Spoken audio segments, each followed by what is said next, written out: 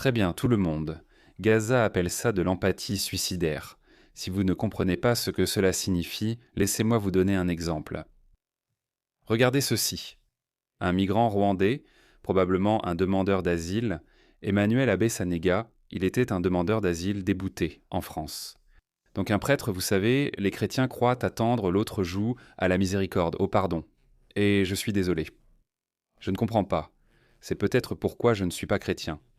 Les chrétiens, vous devez faire mieux. Vous devez faire mieux que ça. Donc un prêtre chrétien lui fait confiance avec les clés de la cathédrale, qui est une très vieille cathédrale. Elle s'appelle la cathédrale de Nantes. Donc il la brûle et tue le père, tue le prêtre qui l'avait accueilli chez lui en attendant son procès. Regarde ça, ce type, tu le regardes. Et il a brûlé la cathédrale, les gars. Regarde ça.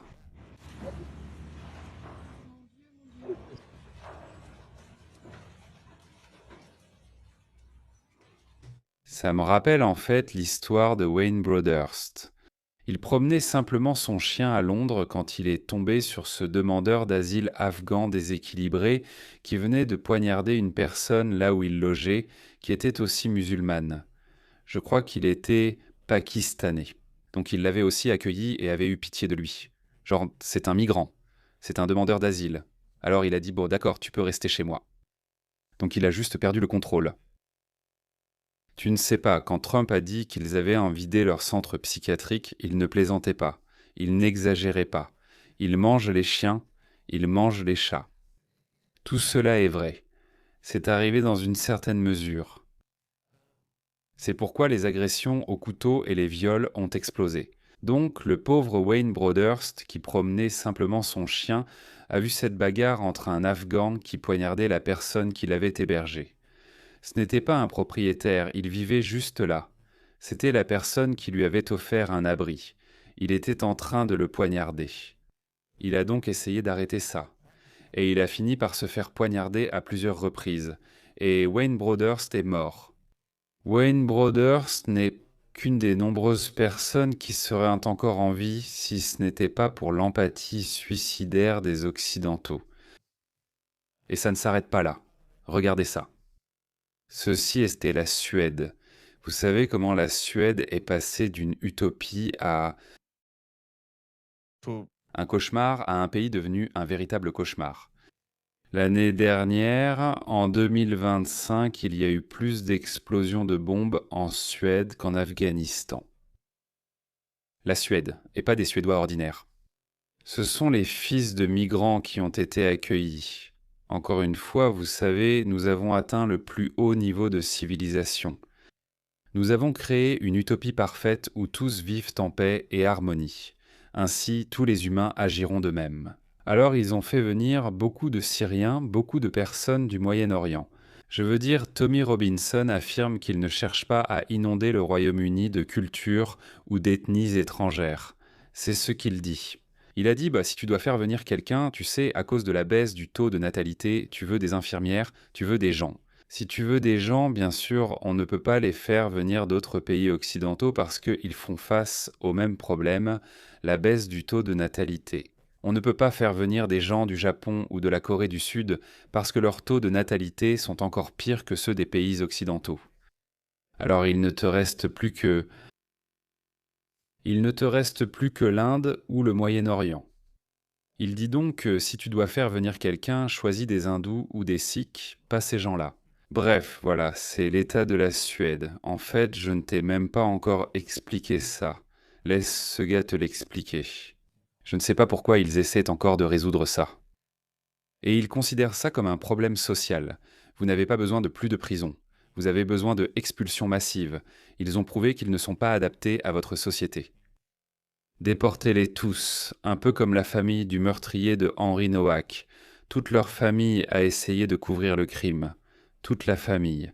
En fait, la grand-mère du meurtrier est sortie et elle dit « Eh bien, sa mère qui a caché l'arme du crime, elle a fait ce que n'importe quel parent aurait fait. » Ainsi, de plus en plus de voix s'élèvent et appellent à la déportation de toute la famille. Le père était impliqué, il a essayé de dissimuler l'affaire. Son frère était impliqué. Il a essayé de dissimuler l'affaire. Sa mère a même été reconnue coupable. Ils n'ont pas encore annoncé, ils ne l'ont pas encore condamné. Toute la famille était impliquée, chacun protégeait son enfant. Personne n'a suggéré de faire ce qui est juste ou d'encourager notre enfant, tu sais. Tu as fait une erreur terrible. Nous te soutiendrons quoi qu'il arrive, mais tu dois te présenter. C'est ce que la plupart des gens en Occident feraient en... La plupart des gens en Occident feraient cela. Mais bon, regarde ça. Est-ce que ces jeunes ont besoin de jouets en peluche ou pas? Le directeur de la prison de Rosensberg, Gabriel Westman, fait face à cette question alors que la Suède prévoit d'incarcérer certains délinquants dès 13 ans. Ce sont des personnes qui ont commis des crimes graves, mais ce sont encore de jeunes adultes. Et certains, à ce stade, n'ont même pas encore atteint la puberté. Au nord de Stockholm, la prison est l'une des 3 en reconstruction pour recevoir de jeunes délinquants violents. Dès juillet, les condamnés pour agression aggravée, meurtre ou viol pourraient être envoyés ici. Chaque chambre a ses toilettes privées. La Suède durcit sa politique après une hausse des fusillades et attentats à la bombe liés aux gangs, souvent impliquant des mineurs ces 10 dernières années. Le gouvernement affirme que le recours du pays aux services sociaux n'a pas fonctionné et il souhaite abaisser l'âge de la responsabilité pénale de 15 à 13 ans. Le Parlement va voter à ce sujet. Tu as entendu ça? Ils ont abaissé l'âge de la responsabilité pénale de 15 à 13 ans, ce qui signifie que les garçons de 13 ans seront désormais poursuivis pour leurs actes criminels comme des adultes. Cela n'est pas arrivé à cause des Suédois de souche. Ce n'est pas eux qui font ça. Ce sont les Syriens. Ce sont les enfants des migrants qui font ça. La loi proposée à la mi-juin enverrait certains des délinquants les plus jeunes et les plus graves dans des prisons spéciales au lieu de foyers pour jeunes. Tu n'as pas besoin de ça. Je me souviens, il y a 15 ou 20 ans, avoir regardé un documentaire où, en Norvège, les meurtriers sont sortis. Les prisons en Norvège sont très différentes de celles d'Australie et d'Amérique, qui sont de vraies prisons. Pourtant, ils ont choisi une approche totalement différente. Ils ont convenu que ces personnes devaient être réhabilitées. Et, vous savez, ils construisaient dans ces maisons de belles maisons, mais à l'écart, en dehors des villes, en dehors de... Donc, en gros, ils ne vivent pas dans la société, mais ils ont une cuisine là-bas. Ils ont... Ça a marché pour eux. J'étais choqué. Je me suis dit, mais d'accord, ça a marché car c'était une société homogène. Ils avaient des valeurs communes, des traditions partagées, une compréhension de leurs valeurs sociales. Mais ensuite, vous faites venir des gens d'Afrique subsaharienne, d'Afrique du Nord, d'Asie du Sud ou d'ailleurs, de cultures moins développées. Vous allez voir, ils vont adorer ça.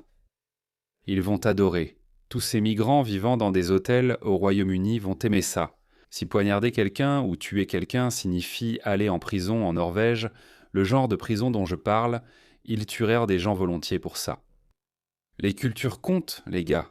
Ce n'est pas du racisme, ce n'est pas de l'intolérance, les cultures comptent. Selon le ministre de la Justice Gunnar Strömmer, plus de 50 mineurs de moins de 15 ans ont été impliqués l'année dernière dans des procès pour meurtre présumé ou tentative de meurtre. Dans l'ensemble, nous estimons que nous avons une situation très aiguë et très grave avec des violences mettant la vie en danger, ce qui justifie également des mesures de grande envergure de ce type. Cependant, des critiques, dont les forces de l'ordre et les autorités pénitentiaires suédoises, ont exprimé des inquiétudes sur l'incarcération des enfants. On ne met pas des enfants de 13 ans en prison. Parti de gauche. En fait, vous les expulsez avec toute leur famille. Vous les expulsez tous. Il faut une solution politique à ce problème. Il faut penser différemment. Vous n'avez pas affaire à des Européens. Vous avez affaire à des gens qui non seulement ont un ensemble de valeurs différents, ce qui mène à un mode de vie criminel différent, mais au fond, ils vous détestent toujours. Le chef de groupe Samuel González Westling dit que son parti s'oppose fermement à cette politique. Il dit qu'il existe d'autres institutions pour ces enfants qui ont vraiment besoin d'aide. Le gouvernement de droite, qui fait face à des élections serrées en septembre où la criminalité est un enjeu clé, affirme que sa répression a porté ses fruits. Il dit que les décès par balle ont baissé et plus de membres de gangs sont en prison. Mais empêcher les gangs de recruter des jeunes sera beaucoup plus difficile. La police indique que les réseaux criminels utilisent les réseaux sociaux pour cibler des enfants parfois âgés de seulement 11 ans. Le gouvernement affirme que la prison servira de moyen de dissuasion et que des programmes de réhabilitation intensifs empêcheront la récidive. Et cela alors que le Danemark a relevé l'âge de la responsabilité pénale à 15 ans après avoir constaté qu'abaisser cet âge à 14 ans n'avait eu aucun effet sur la criminalité. La situation en Suède est tellement grave que le Danemark envisage désormais d'annuler la libre circulation sans visa de la Suède vers le Danemark. Voilà à quel point la situation est grave. Ces personnes, une fois devenues civilisées, ont bénéficié de la libre circulation sans visa. Personne ne saurait même qui est qui, car ils sont tellement alignés culturellement qu'ils ont vraiment atteint une sorte d'utopie, autant que possible. Et puis, on en arrive là. Voici la Suède. Cher garçon. Voici la Suède, les gars, et ce ne sont que des musulmans. Ils manifestent contre un événement de brûlage du Coran. Regardez ça. Qu'est-ce que vous avez accompli ? Qu'est-ce que vous avez gagné ? En quoi est-ce diversifié ? En quoi est-ce un enrichissement ? Regardez ça. En Suède, la police est impuissante. Ils se font tabasser. Aucun respect. Aucun respect. Aucune peur. Pourquoi devraient-ils vous craindre ? En fait, nous vous avons conquis. Je ne sais pas quand cette empathie suicidaire prendra fin. Quand vont-ils se réveiller et dire « Vous savez quoi ? C'est fou, regardez ça. Ça continue encore. Regardez ce type. Ce soutien de la cause Palestine libre célèbre sa nouvelle citoyenneté allemande. Regardez-le. Regardez-le. Regardez. Quel fier nouveau Allemand. » Bis tamam wieder Stadtchemnitz, Freunde. Schon lange ich kannte nicht Videos machen, wegen ich habe euch meine deutsche Pass gebracht. Il a arrêté de faire des vidéos, il ne voulait pas révéler sa vraie nature parce qu'il voulait obtenir sa citoyenneté allemande. Et maintenant qu'il l'a obtenue. Je t'ai donné mon passeport allemand, c'est pour ça que j'avais beaucoup à faire. Et aujourd'hui, je cherche un passeport. Passeport. Oui les amis, en ce moment je suis devenu allemand. Pas de problème. Ich habe deutsche Pass.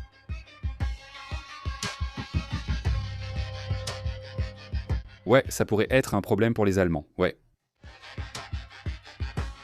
Regardez ça, vidéo pro-Palestine. Il a dit qu'il détestait sa ville de Chemnitz. En allemand approximatif, parce qu'il n'y avait pas assez de soutien pour Gaza. Ces personnes ne sont pas culturellement compatibles, elles ont des valeurs différentes, elles vous le disent, elles le crient sur tous les toits. Et donc l'empathie suicidaire de l'Occident n'est toujours pas prête à écouter. C'est de la trahison. Les amis, wenn du wann ich hab sowas gesehen. Maintenant, il ne déteste plus.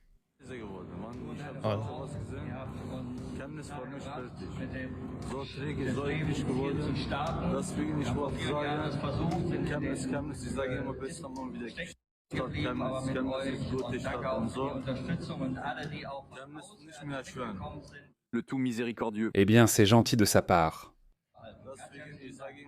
Libérez la Palestine, libérez la Palestine. La Palestine restera toujours une. Il aurait dû être expulsé pour ça. Parce que, regarde ça. Tu joues avec la citoyenneté allemande. Regarde ces idiots woke.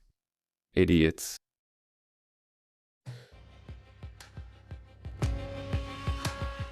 Il parle à peine allemand, mais il a apparemment nourri de la haine pour Chemnitz par le passé. Pathétique, vraiment pathétique. Ça arrive encore et encore, sans fin. Je ne le fais pas. Il n'y a qu'une seule façon dont ça va se terminer. Et tu le sais.